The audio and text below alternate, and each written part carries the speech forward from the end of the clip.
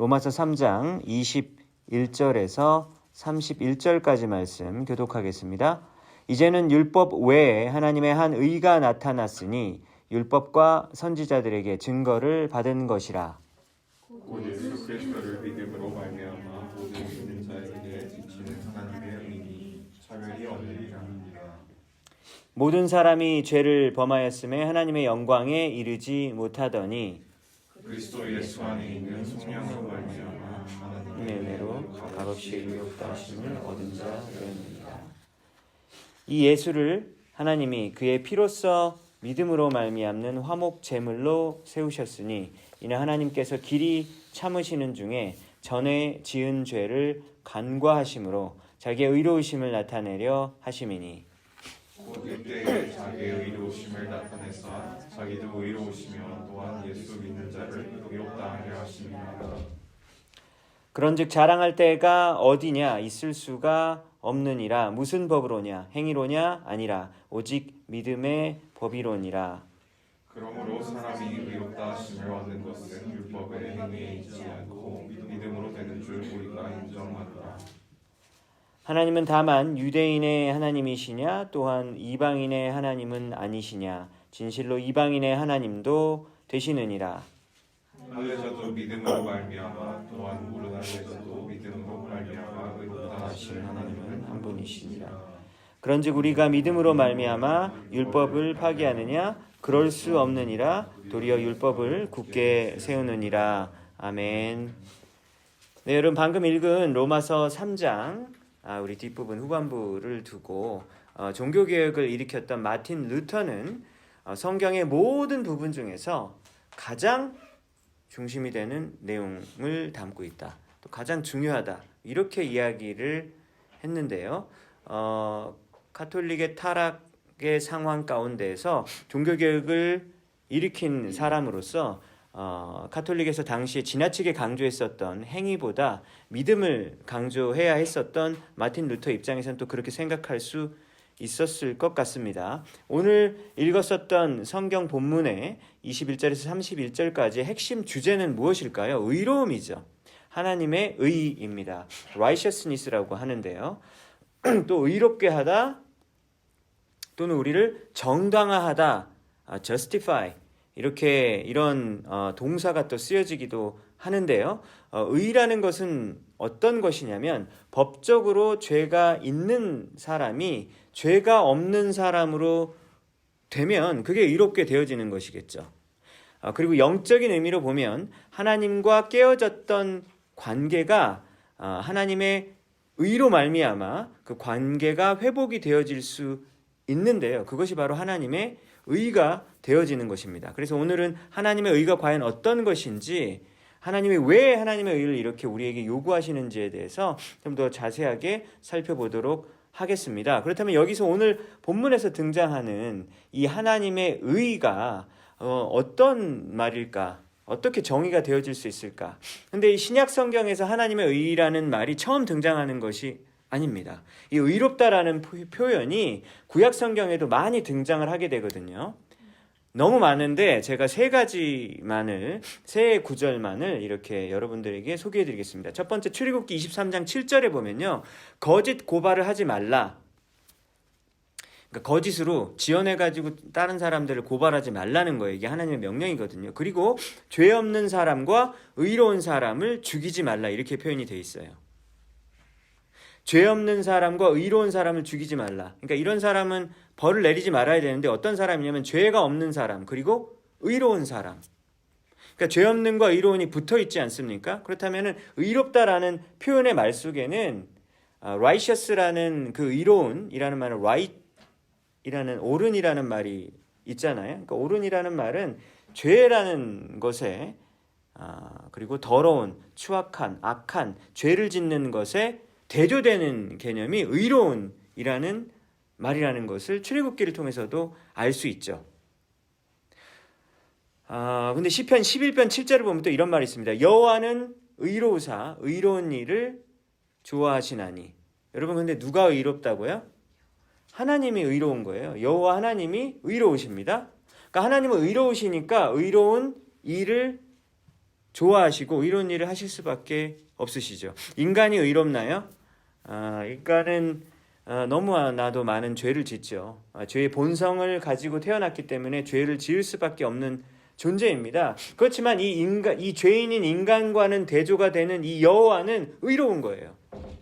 그렇기 때문에 이 성경에서 의라는 이 개념과 이 죄가 없는 그 개념을 찾을 때에는 반드시 하나님에서부터 그거를 찾을 수가 있는 거예요. 근데 세상은 그렇지 않잖아요.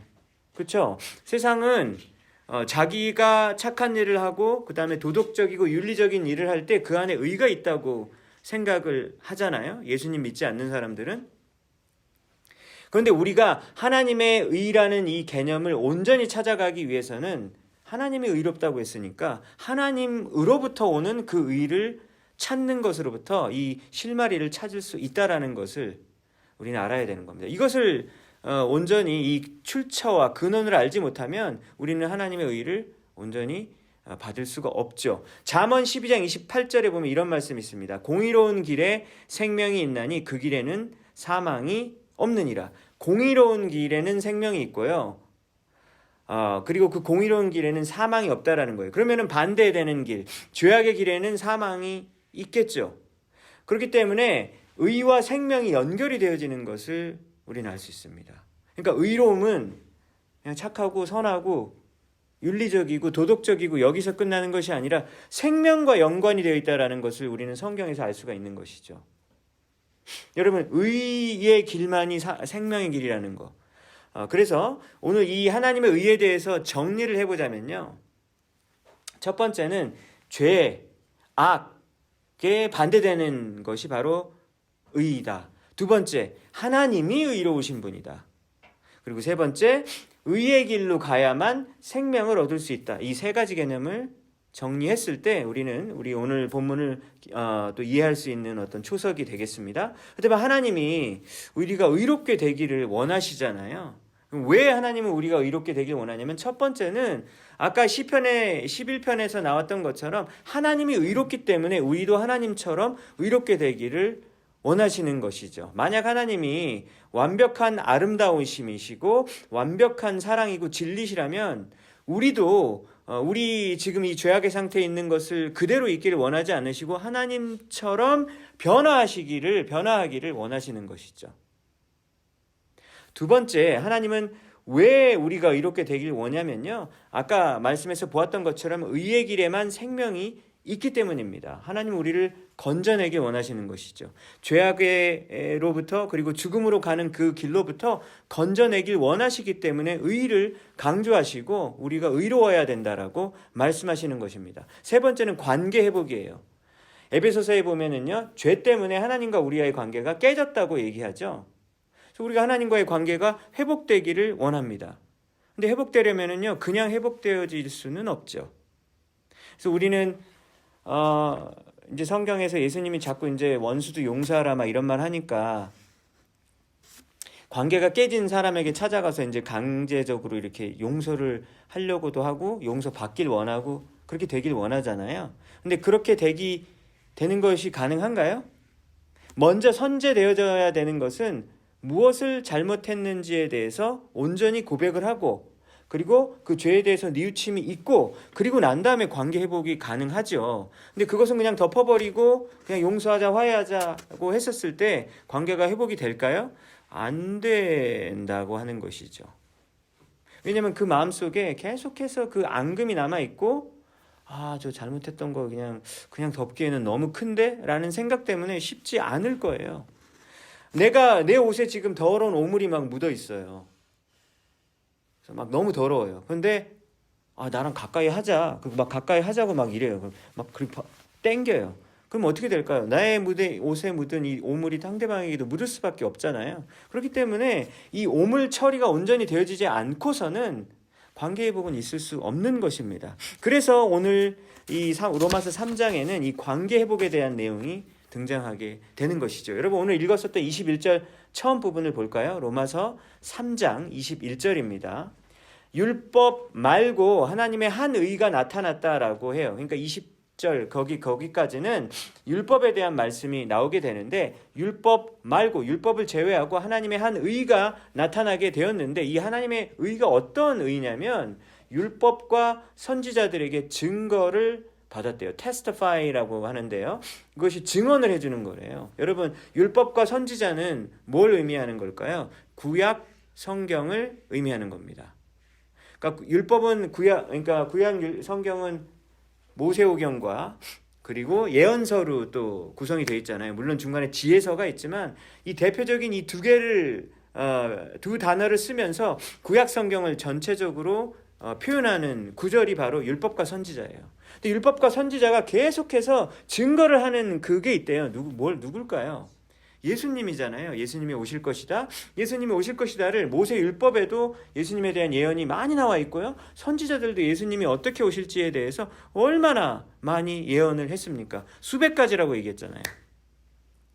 그래서 이제는 이라고 얘기를 했다라는 것은 무슨 말입니까? 전과 후가 달라진다는 얘기겠죠. 그러니까 그 전과 후를 나누는 기점이 무엇일까요? 예수님의 탄생 그리고 예수님의 사역. 이 전과 후가 달라지는 거예요. 그러니까 율법과 선지자들에게 증거를 입은 그 예수 그리스도가 나타나기 전과 후가 달라졌다라고 이야기하는 겁니다. 여러분 근데 뭐가 달라졌죠? 예수님이 오시고 난 다음에 뭐가 달라졌을까요? 이것에 대해서 많은 분들이 구원의 방법이 바뀐 것이다라고 오해하는 분이 많이 있습니다. 여러분 구약 시대에 구원받는 방법과 신약 시대에 구원받는 방법이 똑같나요? 이 질문에 대해서 많은 분들이 구약 시대에는 율법을 지킴으로 구원받았고요. 그리고 신약 시대에는 예수님을 믿음으로 의롭다함을 받았다. 의로움을 받았다. 이렇게 대답하신 분이 사실은 굉장히 많거든요. 근데 이것이 잘못된 말 맞을까요? 잘못되었죠. 왜 그러냐면 구약에 율법을 지켜가지고 구원을 받을 수 있는 사람이 한 명도 없었다라고 하는 겁니다. 예를 들어서 창세기에 아브라함과 이삭과 야곱, 요셉 이런 사람들이 그래도 우리가 믿음으로 이렇게 존경도 할 만한 사람들이고 우리에게 또 믿음을 준 어떤 그런 사람들의 라고 할 수 있을 텐데요. 그 사람들도 온전히 율법을 지켰을까요? 근데 이게 좀 말이 안 되죠. 왜냐하면 이 사람들은 창세기 사람들이니까 모세 오기 전 사람들이잖아요. 그러니까 사실 그 사람들은 율법이 없었죠. 그러니까 율법이 없었기 때문에 율법을 지켰느냐 안 지키냐를 사실은 따지기가 곤란한 사람들이죠. 그런데 어쨌든 아브라함과 이삭과 아브라함도 이제 죄를 짓는 모습이 분명히 보여져요. 어떤 모습이 있을까? 딱 한 가지만 예를 들면 하나님 분명히 약속했잖아요. 내가 너의 후손을 통하여서 자손을 번성하게 했다 그랬는데 25년이 지나도 지켜지지 않으니까 어떻게 했습니까? 10년 지나고 나서 여종이었던 하갈을 아내로 취해가지고 그 이후로 이제 이슬람교가 탄생하게 되는 엄청난 또 이런 일이 벌어지게 되어졌죠. 이삭은 어떻습니까? 이삭은 아비멜렉 왕을 만났을 때 막 두려운 거예요. 우리 아내가 너무 예뻐가지고 행여나 뺏길까봐 또 자기를 죽일까봐. 왜냐면 자기를 죽여서 아내를 그래서 어떻게 했어요? 아내가 아니다라고 거짓말을 했죠. 야곱은 어떻습니까? 야곱은 죄가 너무 많아가지고 야곱은 막 질투하고 막 시기심의 화신이잖아요. 그리고 막 속여가지고 막 여기 막 형님 뭐 여기 이거 저는 지금 애섭니다. 막 아버지한테 막 너무 많죠. 요셉은 어떤가요? 요셉도 죄 졌나요? 요셉이 정말 모범적인 사람이긴 하지만 요셉이 형제들 막 일하고 있는데 아버지한테 막 고자질하고 막 참 못됐죠. 그것도 막 색동옷을 입은 상태에서 거기 와가지고 정장 입고 일하는 데 가가지고 막 아버지한테 이르고 그 되게 참 철부지잖아요. 그렇기 때문에 이 창세기의 때 이 믿음의 사람들도 다 사실은 죄인들이라고 하는 것이죠. 그럼 모세율법을 받은 후에 구약 사람들은 죄인인가요? 죄인이죠. 예를 들면 모세도 죄인이에요. 모세는 본인이 율법을 받은 사람이면 사실 어찌 보면 가장 롤 모델이 돼야 할 텐데 모세도 사실은 죄를 짓잖아요. 모세는 일단 율법 받기 전엔 사람도 죽였던 사람이고 그리고 혈기 부리다가 막 그냥 돌판을 그냥 확 깨버리잖아요. 진짜 너희 같은 인간들 더 이상 내가 못 데려가 그러면서 돌판을 막 깨버리잖아요. 그래서 요단강 서쪽으로 넘어가지 못하는. 근데 하나님께 그랬거든요. 하나님 저 요단강 서쪽 넘어가고 싶어요. 한 번만 저도 좀 보고 싶어요 말했는데 하나님이 그 말은 더 이상 하지 말자. 딱 그래서 못 들어가지 않았습니까? 그러니까 모세도 여러분 죄인이에요. 다윗은 정말 칭송받는 사람인데 다윗이 얼마나 큰 죄인이었는지 잘 알고 있죠. 남의 아내 뺏고 충신을 살인하고 거짓말하고 사기치고 왕으로서의 직무유기를 하고 자녀들 교육도 자녀들 방임하고 이런 죄악들을 저질렀었잖아요. 그러니까 결론적으로는 구약 시대의 그 어떤 인물, 심지어 신약 시대의 그 어떤 인물, 그 정도가 아니라 성경 밖에 있는 우리들, 오늘 2023년까지 오늘날의 우리들까지 단 한 명도 율법을 온전히 지킨 사람은 찾아볼 수가 없죠. 그렇기 때문에 율법 이외에 하나님의 한 의가 나타나야 되는 것이죠. 여러분, 그래서 구약에서 구원을 받는 방법이 율법을 온전히 지켜서 구원받는 것입니까? 아니죠.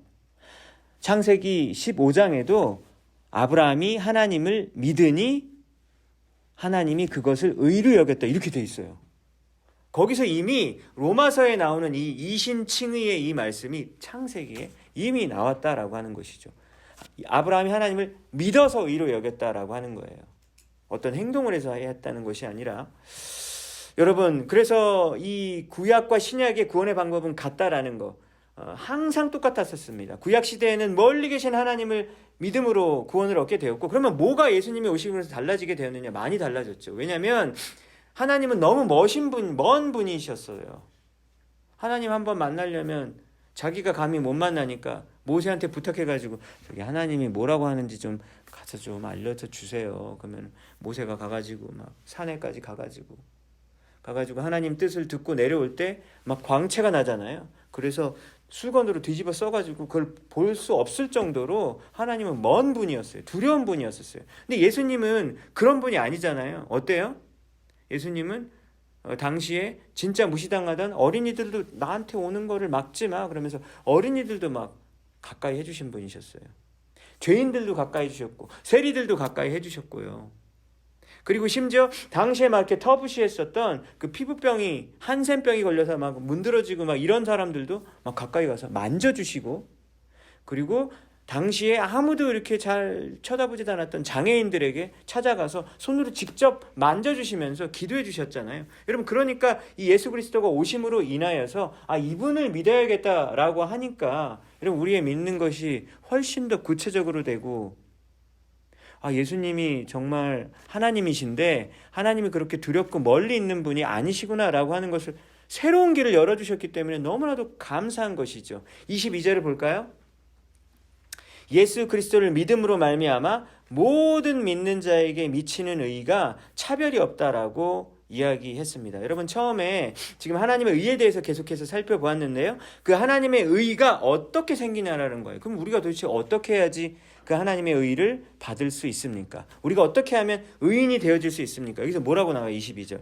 예수 그리스도를 믿음으로 의롭다 함을 얻게 된다고 얘기해요. 그럼 어떻게 갑자기 죄인이 믿기만 하면 된다라는 게 무슨 말인가라고 하는 것에 대해서 이제 설명을 해주는 거예요.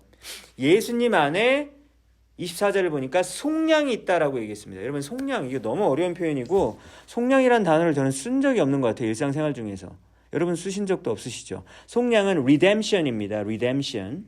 그러니까 redeem이라는 그 동사의 명사의 redemption이잖아요. 근데 이 속량이 뭐냐면 노예 해방시켜주는 거를 속량이라고 해요. 감동이 없으시죠? 왜냐면 우리 이제 노예제도가 없다 보니까 노예한테 자유 준다는 말이 좋았겠지. 이렇게 감이 안 와닿지만 이 당시에 지금 로마서를 바울이 3차 전도 여행 중에 고린도, 그리스 지역이잖아요. 고린도라는 지역에서 로마 교인들에게 편지를 쓴 거예요. 근데 지난주 주일에 주일 예배 때 저희가 사도행전 마지막 했잖아요. 그때 보면 로마가 가택연금, 그 감옥 생활을 할 때 로마에 있는 사람들 많이 만났다 그랬잖아요. 그러니까 지금 이 로마서는요, 로마서가 쓰여진 것은 아직 한 번도 로마에 있는 성도들을 만나기 전인 거예요. 전이고 3차 전도 여행 끝나고 예루살렘 갔다가 4번 막 재판받고 그 다음에 나중에 로마로 가는 그 배 타고 가서 막 풍랑 당하고 이렇게 되잖아요. 그러니까 한참 나중에 있을 일이에요. 그러니까 로마서는 로마서 교인들을 이미 만났겠거니라고 생각하시면 안 되는 겁니다. 아직 한 번도 만나보지 못한 사람들이라고 하는 것이죠. 근데 그 사람들에게 지금 이렇게 체계적으로 믿음에 대해서 설명을 해주는 거예요. 어떻게 하면 우리가 의인이 되어지는 거냐면 그 원리가 첫 번째 뭐냐면 예수님이 우리를 속량해 주셨기 때문이다라고 해주는 것입니다. 첫 번째 속량이 뭐라고요? 노예 해방이에요. 두 번째는 뭐냐면 돈을 주고 노예 이렇게 값을 사가지고 풀려나게 해주는 겁니다. 그런데 반드시 속량을 해주려면은 그 대가를 치러야 되는 거예요. 제가 인도 뭄바이에 갔었는데 창녀촌이라고 하는 그 레드라이트 존에 갔어요. 그러니까 근데 그 자매님들이 물론 스스로 그곳을 찾아온 사람도 소수 있겠지만 많은 사람들이 사실은 납치당해가지고 글로 온 거예요. 인신매매 당해가지고. 그러니까 얼마나 불쌍하고 처참해요. 근데 그 포주들이 되게 못됐습니다. 이렇게 돈을 계속해서 빌려주는 거예요. 근데 이자까지 있겠죠. 그러니까 이게 점점점 늘어나고 그들이 받는 월급만으로는 도저히 갚을 수가 없어요. 왜냐면 이자가 늘어나는 게 훨씬 더 크니까. 그러니까 그냥 영원히 거기 있으라는 얘기예요. 그래서 거기 빚을 다 갚기 전에는 거기 풀려날 수가 없어요. 그래서 그것 사람들을 풀어주기 위해서는 그만큼 돈을 지불을 해야 되는 거예요. 그래서 그 지불을 하면 풀려납니다. 그때 풀려날 수 있는 거예요. 그렇기 때문에 그 사람들은 자기 월급으로는 불가능해요. 누가 외부에서 도움을 줘야 되는 것이죠. 근데 그 액수가 굉장히 크기 때문에 예를 들면 서양에 있는 예를 들면 달러 가치를 가진 사람들이 와야지 그 돈을 내야만 풀려날 수 있는 것이죠. 여러분, 그래서 그때 만약에 그 사람이 이제 돈을 받고 이제 풀려났다면 얼마나 행복하겠어요. 그 여인이. 거기서 일하고 있는 사람이 얼마나 행복하겠어요. 여러분, 그게 바로 속량인 거예요. 그럼 우리도 죄인이었나요? 그렇죠. 우리도 죄의 노예였었다라고 성경이 얘기합니다. 영적으로 죄의 노예였었다라는. 우리 예수님 알기 전에 죄의 노예였어요. 여러분, 죄의 노예란 말이 무슨 말일까요? 죄가 주인이고 우리가 노예란 말이에요. 죄가 시키는 대로 우리는 하는 사람이었다라고 하는 겁니다. 죄가 뭘 시키죠? 이 순간적으로 즐기는 그 순간적인 어떤 그런 즐거움과 쾌락을 하라고 계속해서 이야기해요. 그리고 너가 살아가는 이유가 뭐니? 라고 하면 그 잔잔하게 주는 어떤 그런 즐거움, 세상적인 이 땅의 즐거움만을 가지고 살아갈 수 있도록 하루도 아침에 일어나는 거예요. 내가 부자가 돼야지. 내가 성공해야지. 이런 정도의 생각만으로 계속해서 하루하루가 굴러가는 그런 상태였다가 그것을 예수 그리스도의 속량으로 우리를 꺼내주셨다라고 하는 것이죠. 그러니까 우리는 이제 새로운 사람이 되어지는 것입니다. 그것이 바로 첫 번째 우리가 의인이 되어질 수 있는 가능한 이유다라고 하는 것이죠. 두 번째는요, 25절입니다. 하나님이 예수님의 피로 믿음으로 말미암는 화목제물로 세우셨다. 여러분, 질문을 지금 다시 드릴게요. 지금 로마서는 다 너무 아는 내용, 여러분이 다 아시는 내용이라서 그러니까 설교가 정말 어렵고요. 두 번째는 계속해서 이렇게 이론만을 얘기하니까 더 어렵더라고요. 왜냐면 이거 다 안다고 생각하시는 거잖아요. 그죠? 저도 솔직히 다 아는 내용이네. 이거 너무나도 교육 많이 받았으니까. 지금 질문이 뭐냐면요. 우리가 죄인이었는데 우리가 어떻게 의인이 되냐라는 거예요. 그것이 예수님을 믿음으로 가능했는데 그게 왜 가능하냐라는 거예요. 예수님이 어떤 일을 하셨기에? 첫 번째 우리를 redemption, 속량했기 때문이에요. 두 번째가 뭐예요? 25절에 나오니까 화목 제물로 예수님 자체가 제물인 거예요. 화목 제물이 되셨기 때문에 우리가 의인이 되어질 수 있는 대가를 예수님이 그것을 통해서 치르신 거죠. 아까 대가를 치러야 된다면서요. 그렇죠? 인도에서 돈을 수백 불을 지불을 해야지 한 명의 여인이 나올 수가 있는 것처럼 엄청나게 비싼 대가를 치러야지 그 죄로부터 해방되어질 수 있는 거예요. 사실은 우리는 사실 공짜로 받지만. 그래서 이 화목제물이 뭐냐면 fellowship offering이라고 영어 성경에는 번역이 되어 있는데 제사를 드리는 이유가 뭐냐면 하나님과 fellowship을 하기 위한 거라는 거예요. 왜요? fellowship이 깨졌거든요. 죄인이다 보니까 하나님과의 관계가 깨질 수밖에 없었어요. 그래서 레위기 3장과 레위기 7장을 보면 그 화목제물이 뭔지에 대해서 나오는데요. 화목제물로 드리는 그 동물이 뭐였냐면 소, 양, 염소, 그리고 무교병, 그러니까 그 교자를 넣지 않는 그 떡 있잖아요. 여러분, 그것으로 하나님께 제물을 드리는 것이 바로 화목제물이었었어요. 그렇게 해서 하나님과 우리와의 관계가 회복이 되기를 되기를 원하셨다라고 하는 것이죠. 그런데 그 화목 제물이 그러니까 원래 소, 양, 염소 그리고 무교병으로 드렸던 이 부분을 누가 대신 그 자리를 차지한 거라고요? 예수님이 그 자리를 차지한 거예요. 왜냐하면 소와 양과 염소가 제대로 역할을 감당하지 못했기 때문입니다. 그렇지 않습니까? 여러분 어떻게 인간의 죄가 소 한 마리를 죽였다고 해가지고 우리의 그 추악한 죄악이 완전히 없어지겠어요. 그러니까 굉장히 불완전한 것이죠. 그래서 소 한 마리 죽이고 난 다음에 그 다음에 또 죄를 지면 또 소를 또 죽이러 또 가야 돼요. 그러니까 얼마나 불완전해요. 그런데 예수님께서 단 한 번에 화목 제물로 되셨기 때문에 이것이 완전히 해결이 되어졌다라고 하는 겁니다. 뭐가 해결이 돼요? 우리가 죄인에서 의인으로 되어지는 것이 해결이 되어지는 것이죠. 그래서 그러면 예수님이 오기 전에 아까 전과 후가 되게 다르다 그랬잖아요. 이제는이라고 했으니까. 그럼 전에는 어떤 일이 벌어졌냐면 25절에 보니까 하나님이 오랫동안 계속 참았대요. 그래서 지은 죄를 간과했다 그러는데 여러분 간과하다가 무슨 말이냐면 퍼니시를 안 했다는 얘기예요. 그러니까 죄에 대한 벌을 온전히 하지 못했다라고 이야기하는 겁니다. 이게 무슨 말이냐면 화목 제물로 이제까지 드렸던 소, 양, 염소, 비둘기 막 이런 걸 들여가지고 막 동물로 드리는 어떤 그런 죄악들이 온전히 죄를 용서해 줄 만한 어떤 그런 능력이 없었기 때문에 그러면 하나님이 어떻게 하셔야 돼요? 우리가 지은 죄가 만약에 이 정도가 된다라고 하면 그에 대한 대가는 이렇게 조그맣게밖에 대가를 안 치르니까 그 결과가 뭐예요? 하나님이 계속해서 오랫동안 참는 거예요. 내가 참자.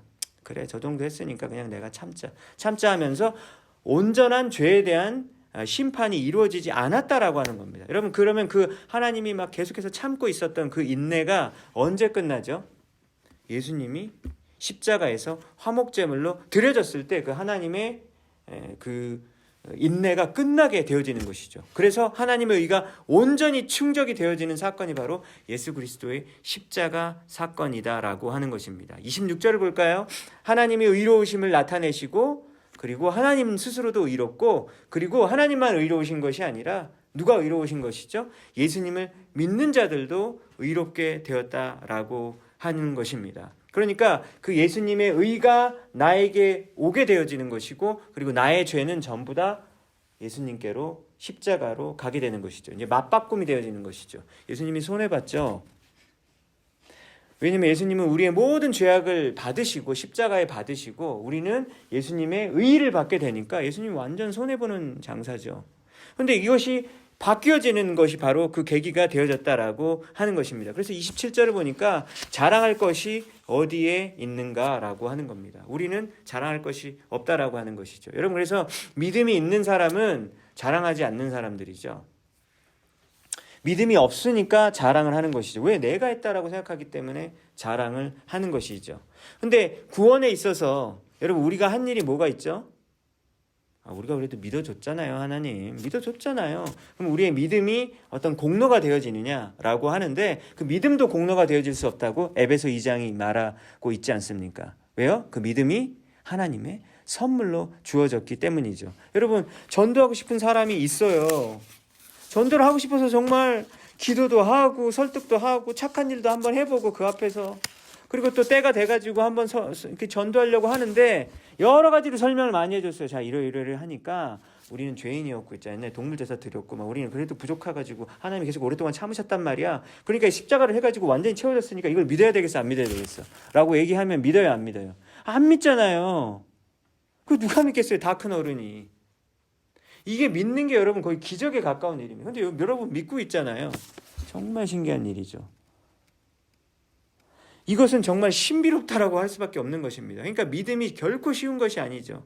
그래서 그 믿음마저도 하나님이 선물로 주고 그리고 창세전부터 선택을 하나님이 하셨잖아요. 우리가 하나님이 선택한 게 아니라 하나님이 선택했기 때문에 구원에 있어서는 우리가 한 일이 하나도 없다라고 하는 겁니다. 그러니까 자랑을 못하죠. 29절을 보겠습니다. 하나님은 유대인뿐만 아니라 이방인의 하나님이시기도 하다라고 했습니다. 그래서 30절에 보니까 하나님의 한 분뿐이고 할례자들이 누구죠? 유대인이죠. 유대인들도 믿음으로 의롭다고 하고 무할례자들은 누굴까요? 이방인들이죠. 이방인들도 믿음으로. 그러니까 똑같이 다 믿음으로만 구원을 시킨다라고 하는 거예요. 그렇기 때문에 믿음만큼 공평한 것이 없다라고 하는 겁니다. 왜냐하면 누구에게도 장벽이 없기 때문에. 만약에 구원의 방법이 율법이었다면 누구에게 유리할까요? 유대인에게 유리해요? 이방인에게 유리해요? 당연히 유대인에게 유리하죠. 왜냐하면 유대인은 율법을 받은 자들이기 때문에. 이방인들은 그런 법이 있었어? 동물을 왜 죽여야 되는 거야? 막 이렇게 얘기하잖아요. 그렇기 때문에 이방인에게는 절대적으로 불리한 것입니다. 그러니까 하나님이 그렇게 하지 않고 믿음으로 구원받게 하시는 것이죠. 여러분, 착한 일을 하는 것으로 구원받게 하셨다면 여러분 이것은 공평한 것인가요? 왜냐면 그렇게 많이 생각하잖아요. 저 사람은 불교 신자인데 기독교 신분보다 더 착해. 그런 사람들이 많으시잖아요. 사실은. 그럼 그 사람을 구원시켜줘야지. 어떻게 이렇게 예수 믿는다 그러고 별로 이렇게 착하지도 않는 사람을 구원시켜주느냐고 많은 사람이 그런 것에 대해서 의문을 제기하고 불평을 제기하지 않습니까? 여러분, 그런데 착한 일이라는 것이 참으로 이것은 객관적이지 못한 개념이죠. 어떤 사람에게는 착한 일이 되어지는 것이 다른 사람에게는 착한 일이 아닌 경우도 있고, 마더 테레사만큼 착해야 돼? 아니면 요만큼 착해야 돼? 라고 했었을 때 그 공평함의 그 기준에 있어서도 누구든 정할 수가 없다라고 하는 것이죠. 왜냐하면 우리 여기 앉아있는 사람들 중에서 인디아 캘커타에서 그 가난한 사람들이 상처를 입으로 이렇게 막 그 빨아주면서 그 고침을 해주시고 뭐 봉사하셨던 그 마더 테레사만큼 착한 일한 사람이 여러분 누가 있어요? 없잖아요. 우리는 그만큼도 안 돼요. 그런데 그것을 따져보면은 그럼 과연 누구 정도 돼야지? 저 김 집사님 정도 되면은 될까요? 구원되는 건가요? 아니야. 그분은 조금 한 1점 모자라. 그 기준이 있을 수가 없잖아요. 그렇기 때문에 하나님께서 세우신 그 법칙이 무엇입니까? 이방인이나 유대인이나 믿음으로만 되게 되는다. 누구를 믿음으로? 예수 그리스도가 하신 일을 속량과 그리고 화목제물이 되어주신 것을 믿는 자들만 그것이 가능하게, 구원이 가능하게, 의로움이 가능하게 해주셨다라고 하는 것입니다. 31절. 그럼 이제 또 누가 이렇게 질문을 해요. 그러니까 지금 로마서는 계속해서 사도 바울이 하나님을 믿는 것에 대해서 변증하는 어떤 그런 형식으로 되어져 있습니다. 내가 이렇게 말하면 너희들이 이렇게 말할 거지? 아니야. 이렇게 대답할 수 있어. 이런 식으로 논리적으로 또 이렇게 대답을 하고 질문을 하고 대답을 하는 형식입니다. 그렇다면 믿음으로 율법을 무기력하게 만드는 것인가? 라고 누가 질문을 하겠지. 왜냐하면 믿음이 중요하다고 했으니까 그럼 착한 일 안 해도 되겠네? 율법 안 지켜도 되겠네? 또 이런 사람이 분명히 나온다라고 하는 것이죠. 실제로 여러분 이것은 너무나도 큰 문제입니다. 왜냐하면 구원을 믿음으로만 받는다라는 것을 너무나 잘못 이해하고 있다라고 하는 것이죠. 구원파가 그렇게 이야기하고 있잖아요. 여러분, 구원파가 왜 이단이냐면 구원한 날짜와 시간을 정확하게 알아야지 이제 구원받는데 너 그거 몰라? 너 그러면 구원 못 받아 이렇게 얘기해요. 그리고 믿음을 너무나도 강조하기 때문에 그 이후에 하게 되는 삶의 어떤 모습들과 행동적인 그런 모습들은 굉장히 덜 강조가 되어져요. 그렇다 보니까 지금 한국교회가 이렇게 욕을 먹고 있는 것이 아니겠습니까?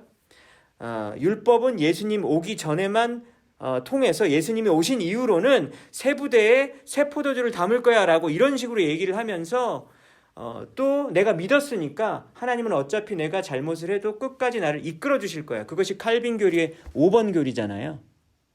성도를 견인해 주는 교리입니다. 한 번 믿으면 절대로 구원을 취소시키지 않는다라고 하는 교리거든요. 그러니까 그것을 잘못 이해하기 때문에 그럼 취소 안 되니까 내가 잘못하고 회개하면 되지. 이런 식으로 생각이 되어지는 것이 바로 31절에서 말한 믿음으로 율법을 무기력하게 만든다라고 오해하는 사람들의 이해 방식인 것입니다. 하지만 로마서 3장의 가르침을 온전히 안다면 믿음이 있는 사람은 어떤 사람입니까? 정말로 하나님의 율법의 선함을 알고 성령 하나님의 인도하심을 받으면서 그 율법들을 지켜가는 사람이 되어지는 것이죠. 왜냐하면 율법은 나쁜 것이 아니잖아요. 율법이 얼마나 좋은 것인지 민수기 말씀을 통해서 지난주까지 수요예배 때 배우지 않았습니까? 그래서 율법의 원래 의도를 알고 율법을 더 철저히 지키는 사람이 바로 온전히 믿음이 있는 사람이다라고 하는 것이 바로 야고보서의 가르침이기도 한 것이죠. 여러분, 오늘 이 말씀을 통해서 우리 한 가지를 생각해 보았으면 좋겠습니다. 오늘 이 말씀을 보면은요, 결국은 인간이 엉망진창으로 만든 이 세상을 우리가 해결하지 않고 누가 와서 해결해 주시죠? 예수님이 죽으심으로 온전히 이 문제를 해결해 주셨습니다. 하나님은 정말로 완벽하게 이 세상을 만들어 주셨는데 인간이 선악과 따먹고 그 이후로 모든 사람들이 죄악을 계속해서 지으심으로 이 세상이 정말로 엉망이 되어졌는데 그것을 예수님이 대신 우리 대신 대가를 치름으로 이것이 회복되어졌다라고 하는 것이죠. 여러분들도 이 세상에서 독가스를 뿜어내는, 그러니까 이 악취를 뿜어내는데 일조하고 계시는 것에 동의하십니까? 동의하시죠? 저도 동의합니다.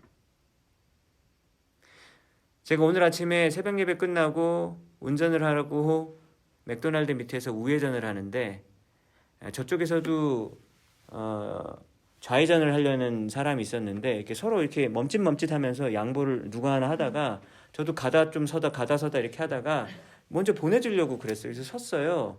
근데 그 사람은 이렇게 가다가 제가 자꾸 움찔움찔하니까 그게 화가 났나 봐요. 그래서 되게 젊은 아가씨였어요.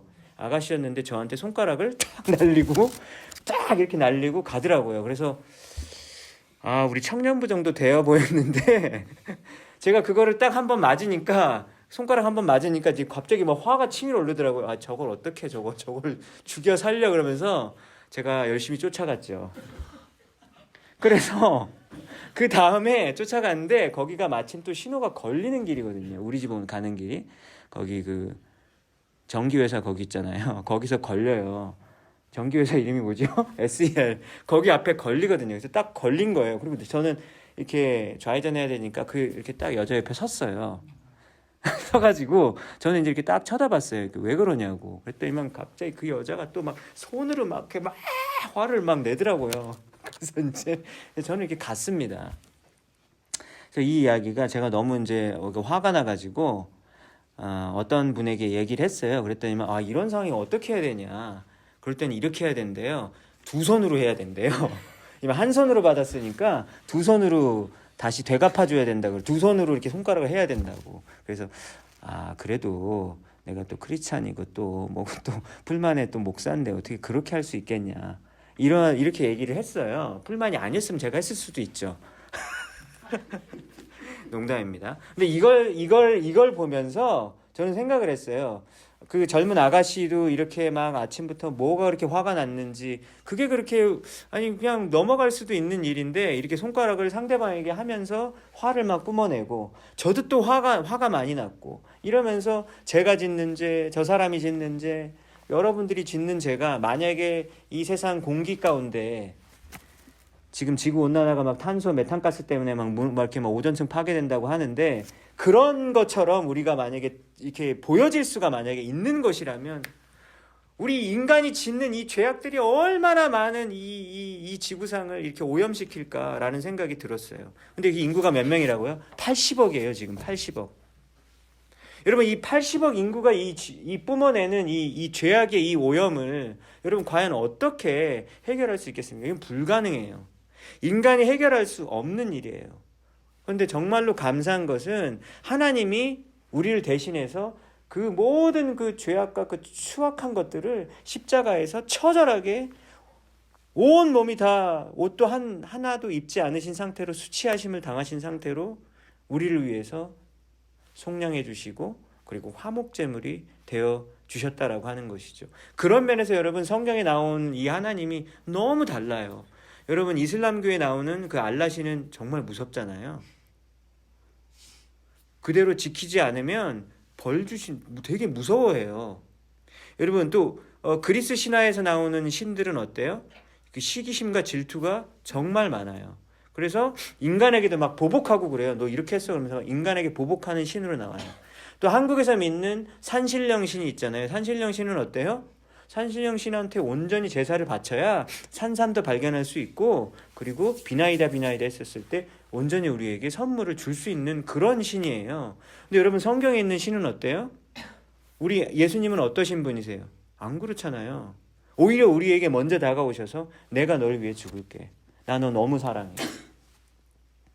네가 잘못했지만 네가 대가를 치르지 않아도 돼. 내가 대신 대가를 치를게. 그러면서 예수님이 대신 죽여주셨죠. 그리고 시편 보세요. 하나님한테 막 대드는 기도가 얼마나 많습니까? 뭐라 그래요? 하나님 정말 이렇게 하실 겁니까? 이게 기도예요. 여러분 알라신 같았으면 이미 죽었어요. 이런 기도했다가. 도대체 언제까지 하나님 기다리란 말입니까? 여러분, 이게 기도예요. 하나님, 저 원수 같은 사람들을 바위에다 쳐가지고 머리를 깨서 죽여주세요. 막 이런 기도를 해요. 그럼 하나님 만약에 다른 신 같으면 네 머리부터 먼저 깨야 돼. 이러셨겠잖아요. 근데 우리 이런 모든 기도를 하나님 어떻게 하시죠? 다 받아주시잖아요. 왜 받아주셔요? 하나님은 우리에게 온전한 부모님의 부모님보다 훨씬 더한 사랑으로 우리를 사랑하시기 때문에 이 모든 것을 받아주신다라고 하는 겁니다. 여러분들이 하나님한테 막 삿대질하고 기도한다고 하나님이 막 번개 쳐가지고 죽이지 않으세요. 너무 사랑하시기 때문이죠. 여러분, 그래서 오늘 이 로마서 3장 이 말씀을 통해서 들으시면서 많은 분들이 좋으셨지만, 오늘 이 말씀을 통해서 사실은 이것이 좋을 말씀이 아니라, 정말로 이 말씀이 지식적으로만 다가오는 것이 아니라 하나님이 우리를 얼마나 사랑하시는지, 그리고 우리가 예수 그리스도 안에서 속량함을 받고, 그리고 온전히 화목제물로 드려지심으로 해서 관계가 회복되어지는 이 놀라운 축복을 받는다는 것이, 이것이 얼마나 큰 은혜인가 라고 하는 것을 알 수 있는 은혜의 말씀인 줄로 믿습니다. 여러분, 오늘 이 말씀에 의지하여 예수 그리스도의 은혜를 더욱더 의지하시며 또 죄를 하나님이 얼마나 싫어하는지를 깨달아 아시고, 또 여러분들이 계신 곳에서 죄를 멀리하시며 살아가시는 여러분들 모두가 되시기를 주님의 이름으로 축복합니다.